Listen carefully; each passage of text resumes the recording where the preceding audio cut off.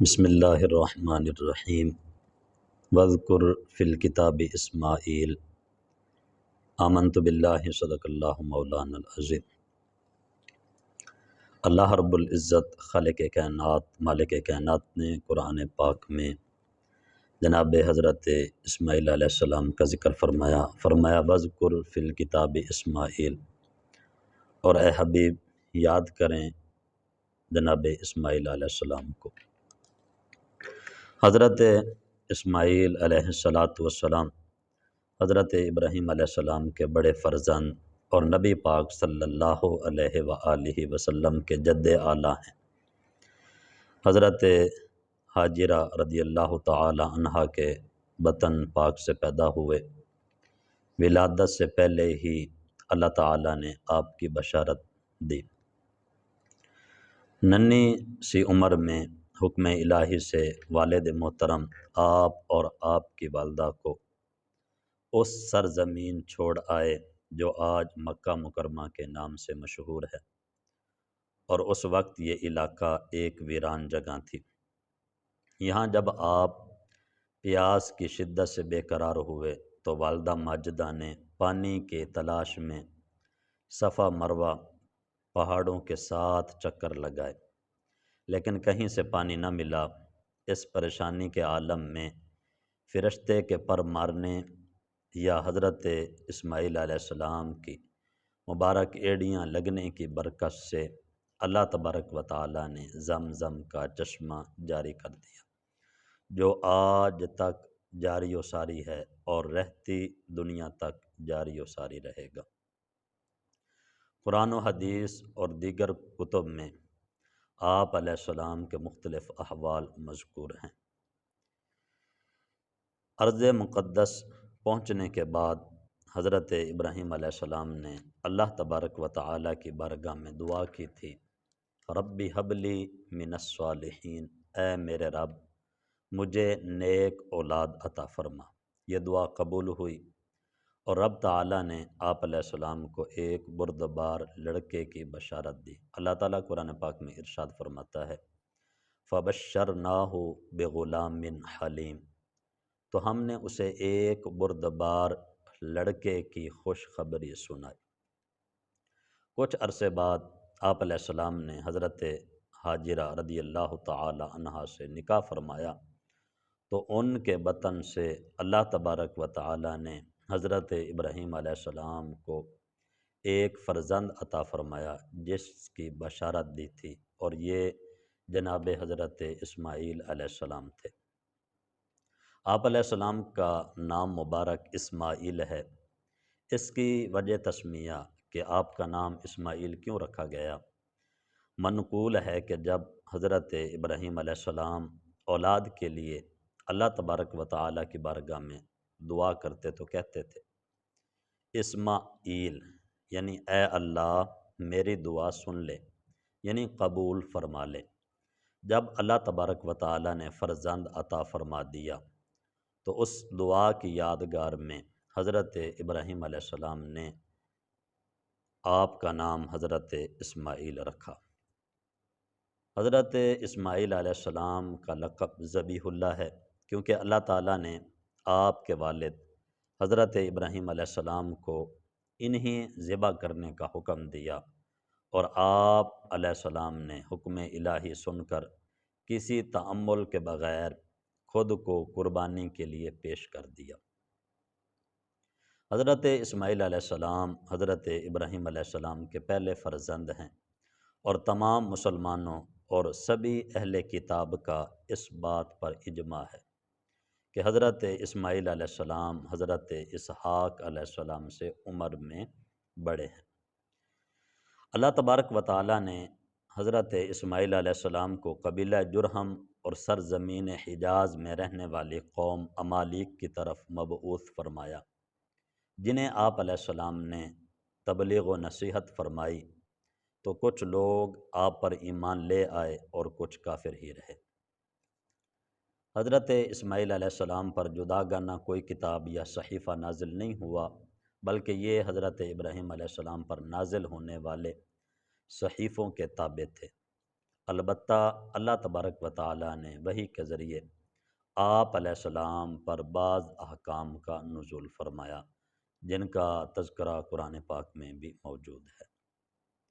حضرت اسماعیل علیہ السلام کے 12 بیٹے ہوئے اور ان کی اولاد میں رب کریم نے اس قدر برکت عطا فرمائی کہ وہ بہت جلد پورے عرب میں پھیل گئے، یہاں تک کہ مغرب میں مصر کے قریب تک ان کی آبادیاں جا پہنچیں اور جنوب میں ان کے خیمے یمن تک پہنچ گئے اور شمال کی طرف ان کی بستیاں ملک شام سے جا ملیں۔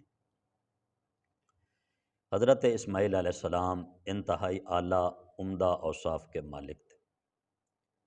آپ علیہ السلام وعدے کے سچے اور غیب کی خبریں دینے والے رسول تھے۔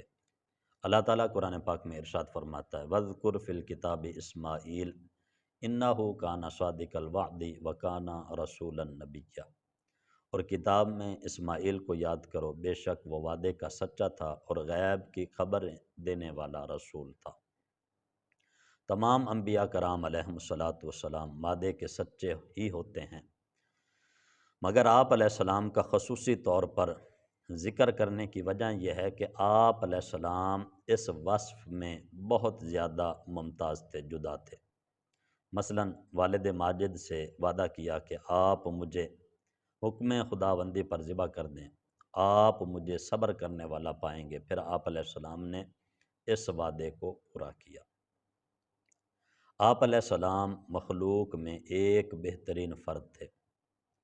اللہ تبارک و تعالی نے قرآن پاک میں اس کا بھی تذکرہ فرمایا وَكُلٌّ مِّنَ الْأَخْيَارِ، فرمایا سب بہترین لوگ تھے۔ آپ علیہ السلام اپنی طاعت، اعمال، صبر و استقلال، احوال و خصال کی وجہ سے اللہ تبارک و تعالی کی بارگاہ کے بڑے پسندیدہ بندے تھے۔ اللہ تبارک و تعالی نے ارشاد فرمایا وَكَانَ عِندَ رَبِّهِ مَرْضِيًّا، اور وہ اپنے رب کے ہاں بڑا پسندیدہ بندہ تھا۔ آپ علیہ السلام صابرین کے اعلیٰ ترین گروہ میں داخل تھے۔ اللہ تبارک و تعالی نے اس کا بھی تذکرہ قرآن پاک میں فرمایا۔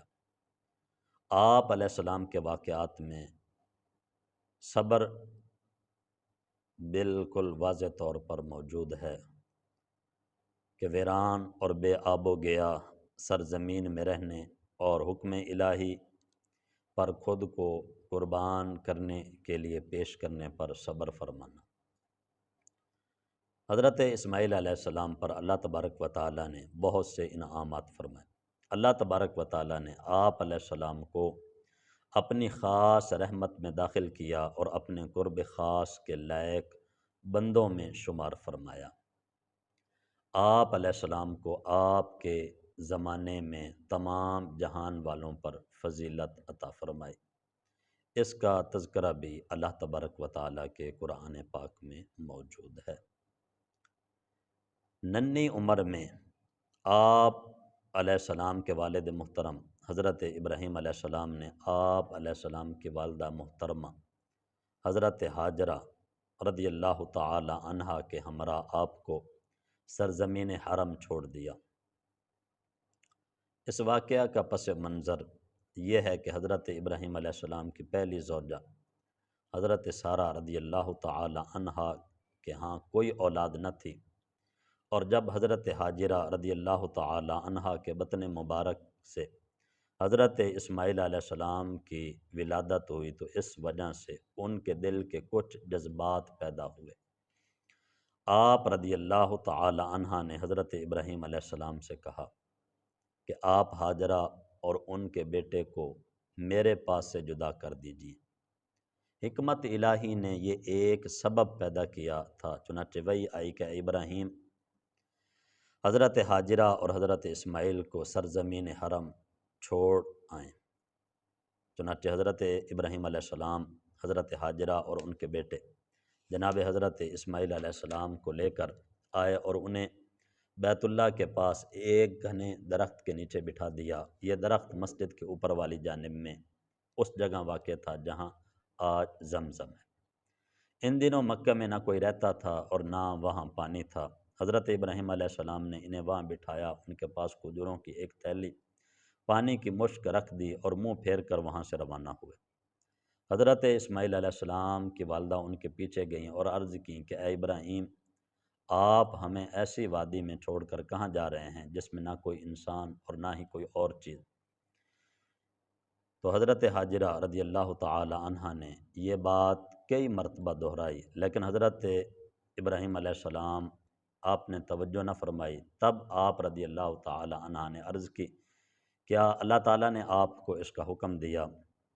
ارشاد فرمایا ہاں۔ تو عرض کی کہ جب رب نے حکم دیا ہے تو وہ رب تعالیٰ ہمیں ضائع نہیں ہونے دے گا۔ آپ لوٹ گئے اور حضرت ابراہیم علیہ السلام روانہ ہوئے، یہاں تک کہ جب ثنیہ پہاڑی پر پہنچے اور ان کی نظروں سے اوجھل ہوئے تو پھر جناب حضرت ابراہیم علیہ السلام نے بیت اللہ کی طرف منہ کر کے ہاتھ اٹھائے اور دعا کی۔ حضرت ابراہیم علیہ السلام کی دعا کی برکت اتنی ہے کہ آج بھی کائنات کی ہر نعمت اس جگہ پہ موجود ہے، اور کائنات کے جہاں کہیں بھی مسلمان بسنے والے ہیں، ہر بندے کے دل میں یہ خواہش اور یہ تڑپ موجود ہے کہ اس جگہ کی زیارت کی جائے۔ یہ اللہ تبارک و تعالیٰ کے نبی جناب حضرت ابراہیم خلیل اللہ علیہ نبینا علیہ السلام کی دعا کی برکت ہے کہ سب لوگوں کے دل آج بھی اس طرف مائل ہیں۔ اللہ تعالی ہمیں بھی وہ عظمت اور برکت والی جگہ دیکھنا